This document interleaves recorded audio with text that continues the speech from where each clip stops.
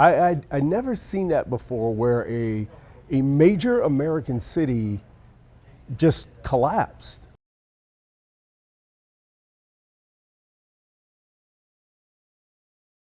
Well, do you remember how long you'd been at CNN when Katrina happened? Um, I'd been at CNN probably about 2 years when Katrina happened. I was actually I was in the Chicago bureau, and we flew down to Houston, and I was supposed to link up there with a producer and a photographer, and I think as soon as I landed, they said we had to pull your producer because somebody else needed them. So I was like, okay, I'll just get me and the photog would go on ahead. Yeah. And then at Anderson Cooper was in Mississippi, and I think where the hurricane made landfall. He was based in Anderson Cooper was based in Mississippi, and one of the photogs had a camera fall in the water. So then my boss called back and said, we had to pull your photographer as well because he's got to go help Anderson. Okay. So what'd you end up doing from there? That kind of got the ball rolling because I didn't have a producer or a photographer. I wasn't assigned anything. I was just sort of a free agent, so to speak. So I was in Baton Rouge when the actual storm made landfall, and as soon as it made landfall, we started reporting from Baton Rouge a little bit.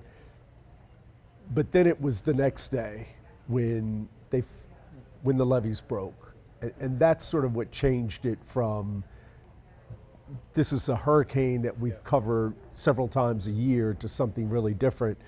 And so I got on the phone with the Southeast Bureau chief, and she told me to try to get a boat, that they were going to try to get a boat and get into the water somewhere in New Orleans.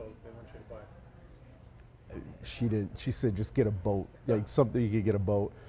So I ended up buying a boat. I think I paid like $6,000 or something, and got a little boat, and I bought a hitch, and I figured out how to get the hitch attached, and I hitched it to the vehicle, and so I started driving into New Orleans, towing this boat behind me, and I think because I had the boat, they were just waving me through a lot of the checkpoints. I never said I never misrepresented myself. No one even asked. Yeah. And I didn't even find out until later that they were stopping some of the media people from going in. Yeah. But I got into New Orleans, and like I said, had no producer, no photographer, and what happened at CNN was they had a crew in New Orleans, but when the water started rising, they were flooded out of their hotel. I think they lost like about 3 of the vehicles. They were submerged underwater, and some of the crews didn't feel safe.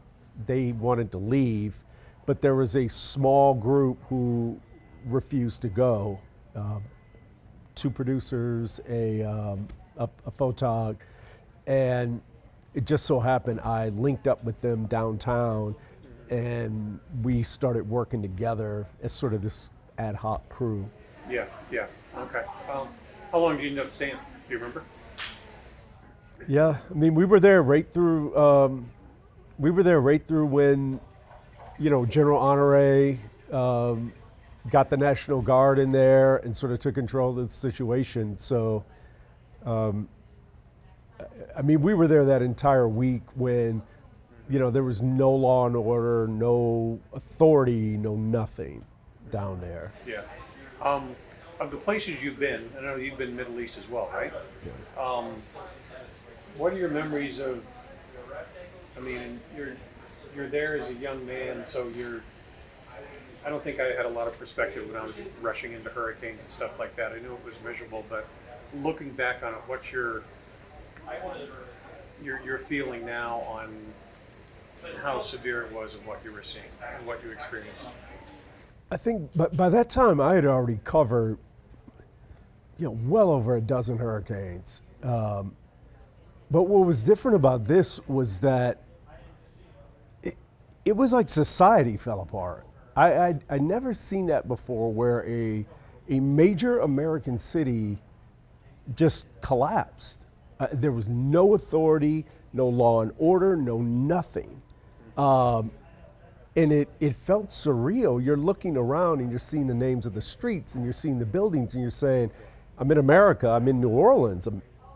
But there's nothing here that says this is the United States of America. Yeah, yeah. And the thing I remember is, when we were at the convention center, I mean, you would just see the dead bodies. We saw the bodies in the water. I still remember this elderly woman who died at the convention center, and she was sort of in a wheelchair or chair, and they just sort of pushed her against the wall and put a blanket over her body because there was no way to help her. There was no way to give her the respect that she deserved, because these people had nothing. I saw, just horrible conditions, feces and urine in the street, no water, no food, babies with soiled diapers for days and days and days on end, and no help. You're looking around, and I would later see those clips of President Bush saying everything's all right, we're all good, we got this handle. And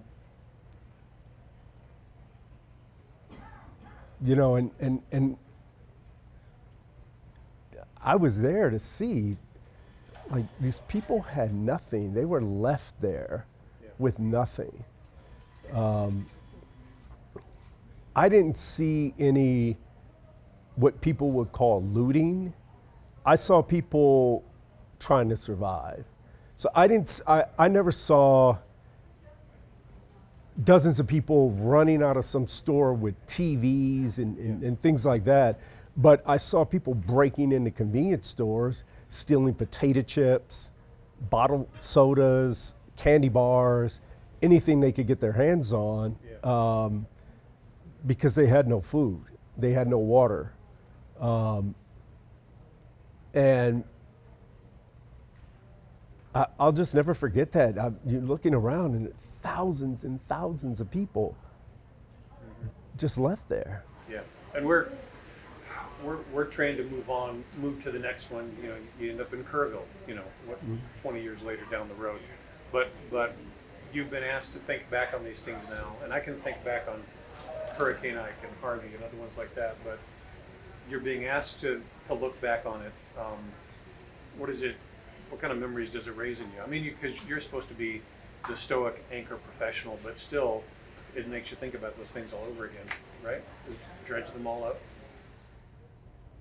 Yeah, I mean, especially the fact that this wasn't a story where, you go back to your hotel at night and have a good night's sleep, and you wake up the next morning and you go out and you talk to people and you report on the impact and you come back to the hotel. I mean, we were just as isolated and cut off. We slept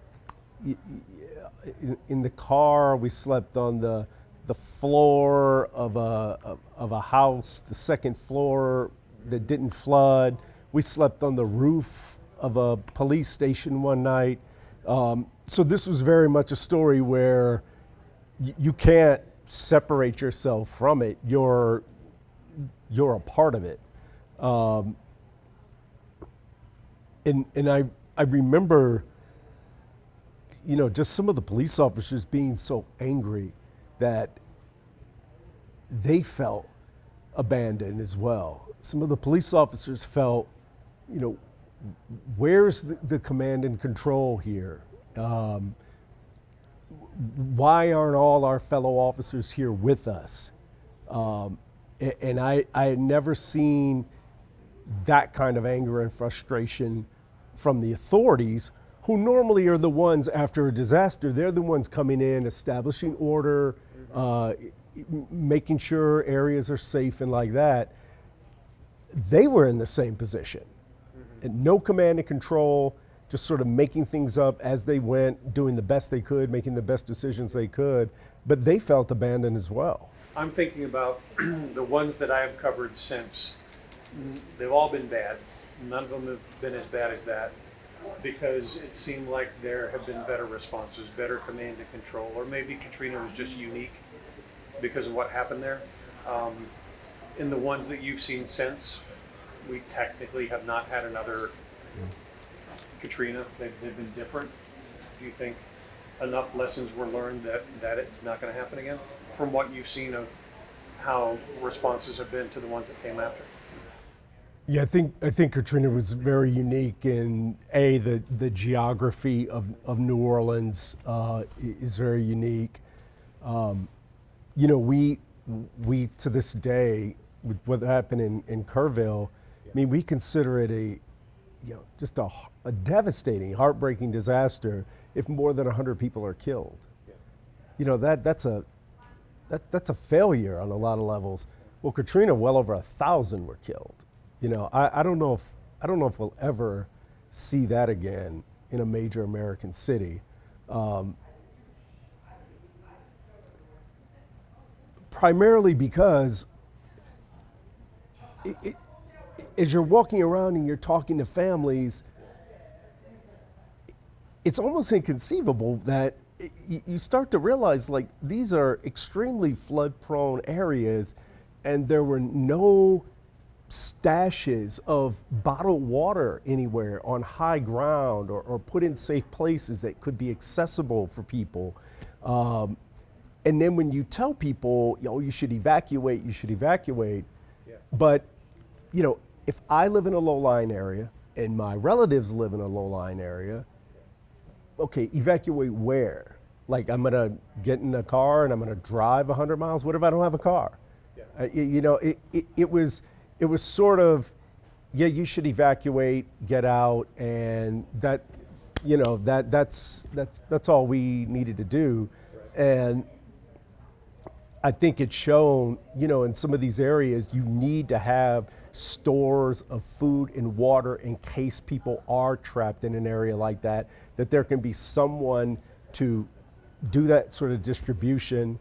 And there has to be a better plan for after the storm. If cell phones don't work, there's got to be a way for authorities to still communicate and get help there a lot faster. I can't, imagine it would ever take a week again for people to get help.